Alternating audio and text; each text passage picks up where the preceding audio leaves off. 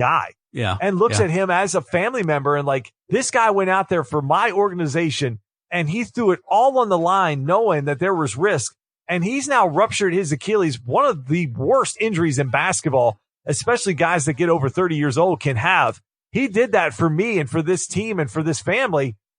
And it may have just been that emotion just came out of him. And I hope that's what it was. I do. I really genuinely and I think hope that's what it was.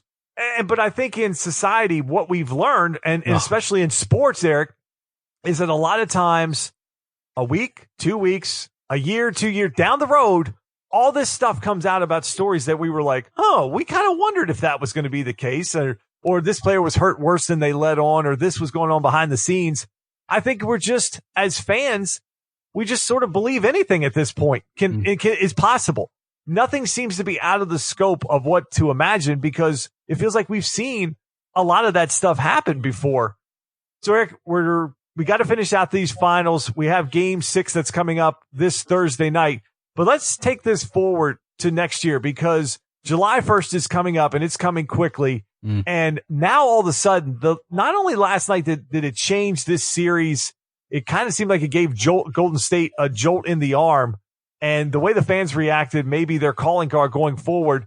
But more than that, it changed the landscape of the league because all of a sudden it doesn't matter if Durant was going to stay in Golden State. If he was planning to leave, he's not going to be around if this is a rupture that they actually come out and finally confirm it. If it is a rupture, he's probably 8 to 12 months is going to be his injury. Yeah. So next year could be a wash for him. It could be a Porzingis-like year where it's like, well, by the time he comes back, depending on which team, if he's not ready, do we just shut him down? So let me ask you now, with KD's future hanging in there about not really sure what's going to happen with him next year and what he's going to do if he opts into his player option or if he decides to opt out and become a free agent, with him kind of out of the mix in terms of on the court, are you now more intrigued come July 1st, or has it taken some of the shine off of this free agency that the biggest name out there is not going to make an impact next year? Wow. You really come correct with good questions. And I'll tell you why this one is intriguing to me, because it's both. It does take a little bit of the shine off because, as you and I have said time and time again on this show, as sports fans, we always want the best players out on the field, out on the floor. For sure. And so we know that 8 to 12 months, I mean, Kevin Durant is not going to be playing, whether he's in Golden State or a new team.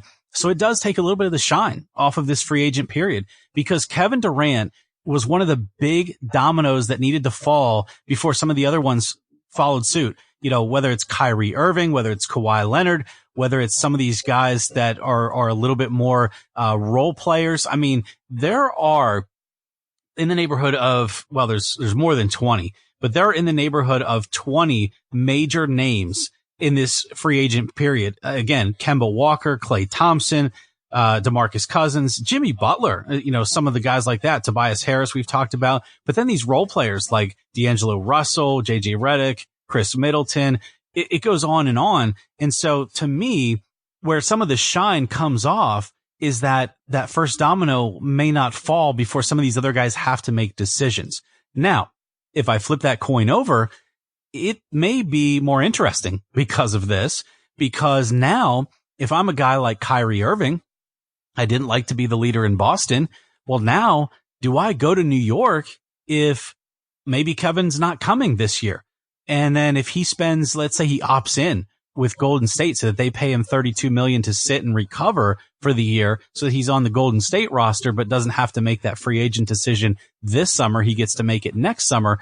Now I'm Kyrie Irving, and now I have risk that I might not have had before, because maybe Kevin and I were talking about going to Brooklyn or going to New York, and now he's not going to come this year. And I don't want to go there and be the guy. And worse than that, I don't want to go there for a year and then find out next year, oh, by the way, Kevin Durant's going to LA to join LeBron or somewhere else, because now I'm really screwed. So there is some parts of this that become more interesting due to Kevin Durant not being a part of the mix here. So Justin, I want to hear from you too on this, because I think coming up here in the next weeks, obviously as we finish out this finals, you have that kind of what it means for the NBA, but there's these two factors here. What does it mean for free agency? And even what does it mean for the landscape of these 1+1 deals? This is a significant thing, because if he decides to opt in, now Golden State's on the hook for a lot of salary for a guy who's not even on the floor for an entire season. Boy, that's what kind of crossed my mind today thinking about it was, I wonder what Golden State really wants Kevin Durant to do, because he does have that player option hanging out there. Do they even really want him to take that? Would they prefer that would they still offer him a 4-year max deal at this point and just say, hey, we'll let you rehab. We've just gone through this with Boogie Cousins. It's something that we're familiar with. We're ready for this. You can come here. You're still going to have really good guys around you, and you may not have to carry a franchise, and maybe you're not able to carry a franchise the way that you could post this injury and recovery. So that's one thing that crossed my mind with just how Golden State's response is. What is it going to be? So I think, to your point, I'd definitely take some excitement off because he's not going to be on the court. But in terms of intrigue, there's so many different ways that this could work itself out. But we talked about it a couple weeks ago. I think back when this injury actually happened on May 8th, the show we did right after that. And I talked about this on the 1+1 deals, and now people have started to bring it up today. But this is a problem. When you're going to go out there and you're going to turn down money, what Anthony Davis is doing when people say, well, money really doesn't matter from a super max versus a 4-year max. When you're leaving $40 and $50 million on the table, or you're going to take a 1+1 deal where you're going to make, in the neighborhood of 30 to 35 million, and you're not signing contracts nearly worth 200 million guaranteed, and you get an injury, yeah, you're going to start to see that money that's going to disappear. And as these guys get older, you don't ever know. You could have the next guy that could have a Sean Livingston type injury. Yeah. You could have a Victor Oladipo like injury. And you Isaiah might have Thomas. Look at the money he left behind. Eric, there's nothing that says that these guys can come back. And you could come back and play like Gordon Hayward, where teams are going to be like, I don't know if I want to give you 4 years anymore. You might be a guy that's going to have to keep doing 1-year prove it deals before we're going to give you. Look at Boogie Cousins. Right.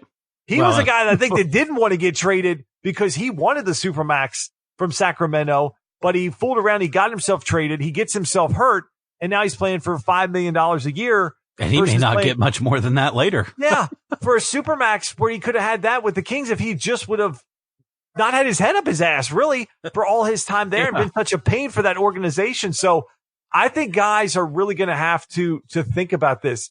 I think that even when you start to think about how their agents are going to talk, if you're an agent and you have a client and you're like, well, I get 3 to 5% of this deal. Do I want him to sign a 1-year deal, or do I want him to guarantee this money so that whatever happens? So when Rich Kleiman sees Kevin Durant go down, he knows that there's a $200 million contract. For Durant, Eric, I think that regardless, there's going to be multiple teams that are going to offer him the 4-year max. And I think that the Nets would still be willing to do it. The Knicks are going to be willing to do it. I don't see the Lakers now. I think it takes them out of any contention because it's another year off LeBron's career. And then you're going to have a KD coming off an Achilles and LeBron at 37 at that point. I think that takes them out of the mix. I think even for the team like the Clippers, they seem to be all in on Kawhi anyways. So I think they would potentially be out. So I think it comes down to the Knicks, Nets, or Golden State for KD. Yeah. And it's going to be what he feels comfortable with. But Eric, think about this. Think about Knicks fans on May 8th, how disappointed they were for 30 minutes. And then they get off the hook. They're like, oh my God, it's just a calf sprain. We still got a chance to get a healthy KD next year and Kyrie. And at that point, there was still a chance for Zion. We've got this thing. And they see him go down again. And now it seems clear that it's Achilles. It's probably a rupture. I mean, Knicks fans got screwed over twice, Eric. Oh, absolutely they did. And I guess actually 3 times because they lost Zion too. I was going to say they lost Zion. And what if they don't secure Kyrie? And I agree with you. I think the Lakers are only in play if he stays in Golden State on the player option, gets paid the $32 million to sit and recover. And then if he's looking like recovery has gone really well, I think the Lakers could be in play after that. But yeah, I agree with you. They're not going to sign him now on a chance. I think they're still going to chase the Anthony Davis deal. I think they're still going to chase some of the things that they had in mind originally. But to me, Justin, what if they chase Kyrie? LeBron and Kyrie kind of have this, sort of rough romance going on. And now what if that puts them in play again for Kyrie saying, hey, you don't know what's going to happen to Durant. He might never be the same. So that's what I'm saying. I think this free agency, although it stinks to not have one of your best players in the league a part of it right now, I think he's either going to be a part of it early, like you said, where the Knicks or the Nets say, here's everything we had, we're still all in, and they make the deal. And if that were the case, I think that would happen relatively quickly, and that would still allow Kevin Durant to be one of the first dominoes that falls. But if that doesn't happen, then you start to see, okay, where does Kemba go? Where does Kyrie go? Do the Lakers have any more clout now that KD's, sort of quote unquote out of the mix? Oh boy, this is going to get very interesting, but I just feel horrible for Kevin Durant, because the reason that a 1+1 deal could be bad is the same exact reason that Le'Veon Bell did not want to play on the franchise tag. If you get hurt in the 1 year part of that deal and it costs you $200 million later, that's the worst leverage to have as a player when you've put it all on the line up until that point in your career. So I really think these teams, and moreover, I think these players need to start considering, I know they like the 1+1s because it feels to them like they're the ones with the leverage. But boy, if you get a catastrophic injury like that, you've lost all your leverage. I think for a guy like Kemba Walker, who has the Supermax out there, Charlotte ultimately decides to give him that. I think Kemba takes it now. Yeah. Because I think a guy like him goes, well, you know what? I'm not Kevin Durant. I'm not LeBron. I'm not Russell Westbrook. I'm not Steph. I'm not going to be getting $10 to $20 million a year in endorsements, but I can go get the Supermax deal and be one of the highest paid players in the league.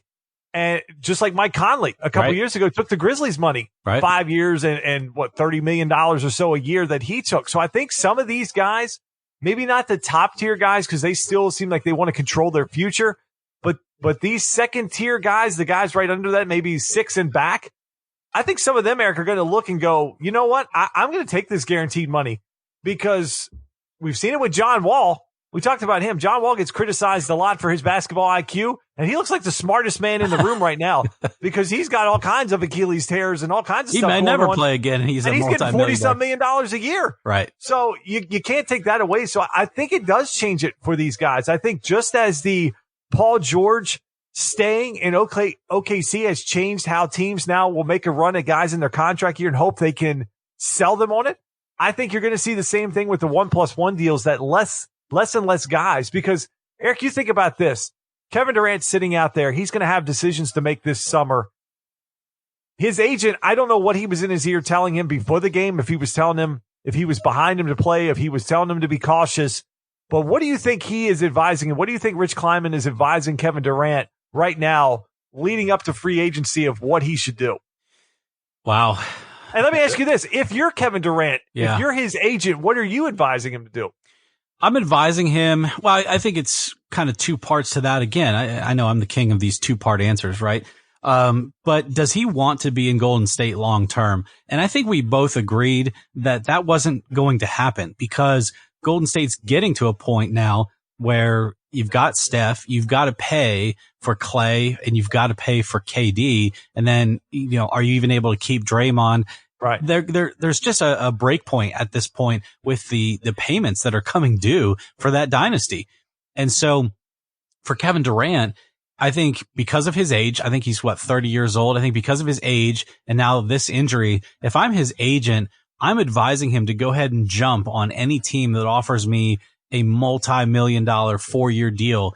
And the reason for this is because now you don't know, at 31 years old, post Achilles, how are you going to be as a basketball player? Now, 75% of KD is still probably better than 50, or I would say more than that, probably better than 70% of the league. But does this impact your legacy as a player? Are you ever really the same KD again? Because Kobe Bryant is probably the only player I can recall who's come back from an Achilles and really still had several years of good basketball after that. This is a very, very hard injury. And the thing about KD, I'll be a hyperbolist here for a minute, but being 7 feet tall, his Achilles is like 4 foot long. I mean, that's probably one of the longest tendons. Yeah, he's got a body like a giraffe. And so his foot and his tendon, his calf, everything, it's so long. I don't really know. I mean, what medical evidence do we have to stand on to say, Kobe Bryant was, what was he, 6 inches smaller? And not only that, his dimension